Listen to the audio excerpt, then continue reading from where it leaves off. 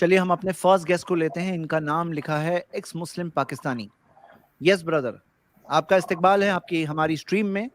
آپ کوئی سوال پوچھنا چاہتے ہیں, ڈسکس کرنا چاہتے ہیں تو یہ موقع ہے آپ کے لیے. We are happy to have you here. بتائیے. السلام علیکم. وعلیکم السلام ورحمۃ اللہ. وعلیکم السلام. اچھا علامت صاحب, مولوی صاحب میرا ایک ہدایت کے اباؤٹ ایک کویسچن ہے. آپ مطلب میں کوئی ادھر علم یا کوئی بحث کرنے نہیں آیا, بس میرے ذہن کا ایک فطور ہے, تھوڑا سا کلیئر کر دیں. کوئی بات نہیں میرے برادر, آپ پوچھ سکتے ہیں. جی جی مولوی صاحب, میں یہ تھنکنگ کرتا ہوں, سوچتا ہوں کہ جب اللہ کے ہاتھ میں ہدایت ہے اور اللہ مطلب سب کچھ کر سکتا ہے, تو پھر انبیاء سے لے کر کربلا تک قربانی کا مقصد اور معرفت کیا ہے؟ اوکے. دیکھیں بھائی, ایک بات ذہن میں رکھیں, بار بار یہ سوال آتا نا میرے خیال سے ہر اسٹری میں کوئی نہ کوئی آ کے گھما پھرا کے یہ پوچھتا ہے کہ اللہ تعالیٰ سب کو ہدایت کیوں نہیں دے رہا ہے, اللہ تعالیٰ یہ کیوں نہیں کر دے رہا ہے. ارے بھائی تو امتحان کہاں رہ گیا؟ یہ دنیا امتحان گائے ہے, یہاں آپ کو امتحان دینا ہے. تو اللہ تعالیٰ ساری بات بالکل 2 اور 2 4 کی طرح سے کھول کے نہیں رکھ دے گا, ورنہ پھر تو امتحان نہیں رہ گیا نا, پھر تو ہر بندہ ایمان لے آئے گا. وہ تو آخری وقت دیکھیے, جب موت کا وقت آتا ہے نا, غرغرے کا وقت آتا ہے, تو اس وقت توبہ قبول نہیں ہوتی ہے, کیونکہ اس ٹائم آدمی کو اپنی اوقات سمجھ میں آ جاتی ہے. جب آدمی مرنے لگتا ہے, ابن ماجہ کی روایت ہے, ان اللہ یقبل توبۃ العبد ما لم یغرغر, کہ اللہ تعالیٰ بندے کی توبہ قبول کرتا ہے جب تک وہ غرغرے کی حالت میں نہ جائے. تو جب جان نکلنے لگتی ہے اور موت کے فرشتے آ کے کھڑے ہو جاتے ہیں, ان کو دیکھ لیتا ہے, تو اس کو سمجھ میں آ جاتا ہے کہ اگلی اس کے بعد کا جو جہان ہے, اس کے بعد کا جو عالم ہے وہ کیا ہے, اور جو اللہ کے حوالے سے جو بات کہی جاتی تھی, رسول کے حوالے سے جو بات کہی جاتی تھی, وہ سب سمجھ جاتا ہے, اور وہ چاہتا ہے کہ اس ٹائم پہ ایمان لے آئے.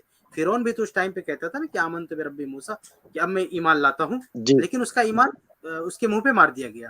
تو یہ بات ذہن میں رکھیں کہ یہ دنیا امتحان گائے ہے, اس لیے اس طرح کے سوالات نہیں اٹھنے چاہیے. اللہ تعالیٰ یہ کیوں نہیں کر دیا, اللہ تعالیٰ وہ کیوں نہیں کر دیا. یہ امتحان گائے ہے. اللہ تعالیٰ نے ہمیں عقل دی ہے, اور پھر ہم سے مطالبہ کیا اس عقل کا استعمال کریں, اور حق کی دلائل ہے, اور ہم اس تک رسائی حاصل کریں, اور اس امتحان میں پاس ہوں, یہ مقصد ہے. جی شکریہ, تھینک یو جی مولوی صاحب. بس اتنا ہی پوچھنا تھا, اور کوئی کویسچن میرا نہیں ہے. لیکن یہ جو ہے بات مجھے بہت مطلب یہ پریشانی ہوتی ہے کہ یہ مطلب یہ بہت قربانیاں دی ہیں, انبیاء نے دی ہیں, صحابہ نے دی ہیں, اہل بیت نے دی ہیں, لیکن میرے ذہن میں یہ ہمیشہ کے لیے فطور رہتا ہے کہ ایسا کیوں ہے, جنگیں کیوں ہیں, یہ مطلب یہ امن کیوں نہیں ہے اسلام میں, مطلب اس طرح کی کیوں جنگیں ہوتی ہیں یا کوئی جہاد ہوتے ہیں. یہ بہت پریشان ہوں اس سے. حق و باطل کا ٹکراؤ ہے یہاں پہ, ایک طرف حق ہے, ایک طرف باطل ہے, دونوں آپس میں ٹکرا رہے ہیں. اور ایک وہی جو میں نے کہا نا کہ دنیا امتحان گائے ہے, یہاں اگر بالکل واضح ہو جائے, بالکل سب کو ایک ہی, اللہ تعالیٰ زبردستی سب کو حق کی طرف لے آئے زبردستی, اور اگر کوئی جرم کرنا چاہے, کوئی بھی ہر شخص کا, ہر ظالم کا ہاتھ پکڑ لے اسی دنیا میں, اور کسی کو ظلم نہ کرنے دے, تو کہاں امتحان لے گیا بھائی.